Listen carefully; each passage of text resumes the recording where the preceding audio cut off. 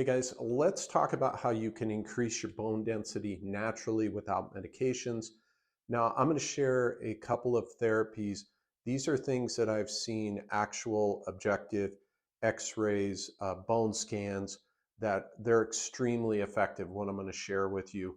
But before I get into those, you do have to kind of set your foundation. And what I mean by that is for this to be able to be as successful as possible, to help you as much as possible, you do have to have your diet dialed in, and I have other videos on what I consider the best way to eat, which will also support bone health. And you want to be doing some resistance training. We're not talking powerlifting, we're not talking bodybuilding, that kind of stuff.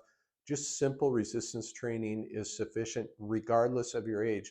We can see muscle and improvements in people who are 80 years plus old. So you need to be doing these two things. Now let's talk a little bit about what goes on in your body. This will help you understand why these two things are so helpful. So first of all, we have osteoblasts, which help build that bone. We have osteoclasts, which can break down bone.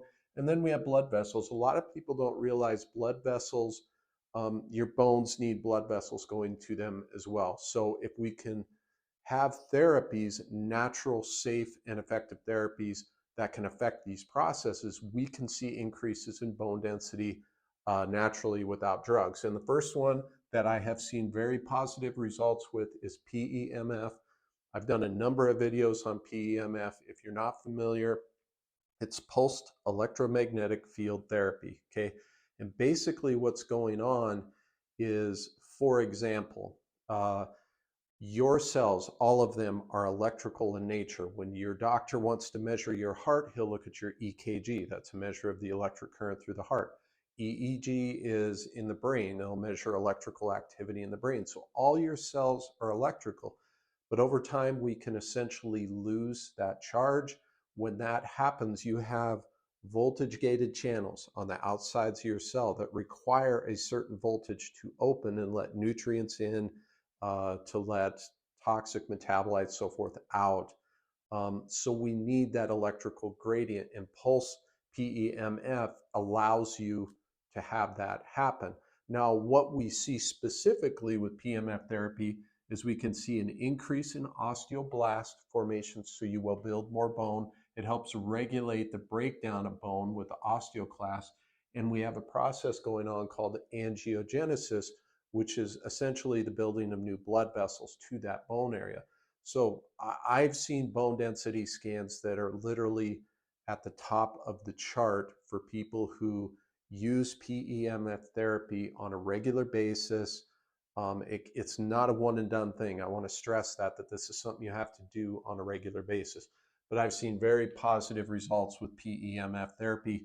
I want to stress, I talk about these a lot more on my email list. You can go to my website, sign up for that. I'm happy to share, answer questions there if you join that. But I talk about this a lot more there. So PMF is a big one. Another one is stem cell therapy. Okay, now we were talking about angiogenesis. This process where PMF helps the bone density. One of the ways it does it is through this angiogenesis process that we talked about, the building of blood vessels. Stem cells are critical for this process to occur.